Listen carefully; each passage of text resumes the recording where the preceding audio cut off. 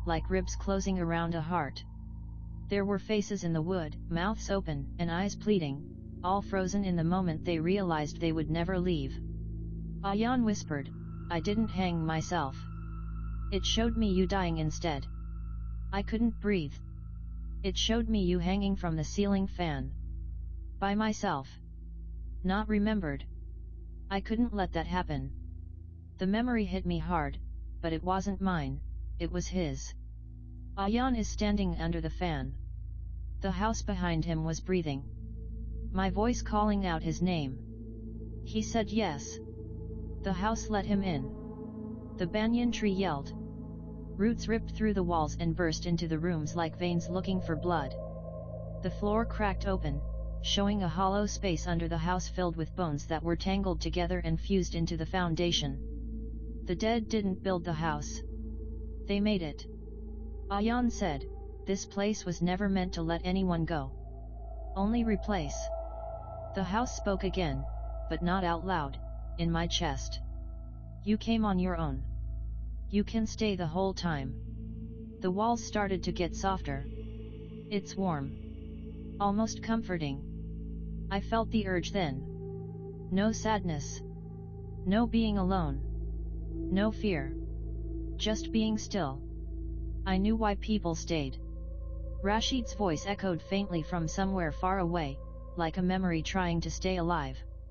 "Don't listen," he yelled. "It learns love to keep you." Ayaan stared at me. He said, "If you stay, I can leave. That's the rule it never tells you." My vision was blurry because of tears. "I told you, you deserve to live." He smiled this time for real. "So do you." The house took a deep breath. Mad. The ceiling broke open, and darkness that moved like water came out. The faces in the walls started to scream, and their mouths opened so wide that it seemed impossible. Pick. The pieces of the mirror floated up and spun around us. I saw a different ending in each reflection. I'm leaving. I'm staying. I'm hanging. I smile. Again, Rule 3 rang out. If you see yourself, hide. But there was no place to hide. I made a decision. I took Ayaan's hand and pulled him towards the door. The house made a loud noise. The floor grabbed my legs and pulled them down, like wet clay. Hands wrapped around my waist, chest, and throat. Ayaan yelled my name. I didn't say anything. First rule. The door was only a few feet away. I pushed him forward. As soon as his body crossed the threshold, the house screamed like an animal in pain and anger. The roots got tighter. The walls came together. Ayaan disappeared into the light of the moon. The door slammed shut behind him. The house calmed down. Happy. The pain went away. The fear went away. I got up slowly. The walls got smoother. The screaming stopped. The house took a deep, calm breath again. It spoke softly now. Welcome back. I went to the living room. The fan above me turned slowly. I stood under it. Waiting. At dawn, they found the house empty. No body. No signs of a fight. There are only new scratches on the wall, written in fresh, desperate lines. It will show you what you love most. Do not respond. Run. That morning, Ayaan left Dharampur. He never turned around. Years later, he still gets messages from a number he doesn't know. They always say the same thing. The house is alive. And somewhere deep inside its walls, I am paying attention.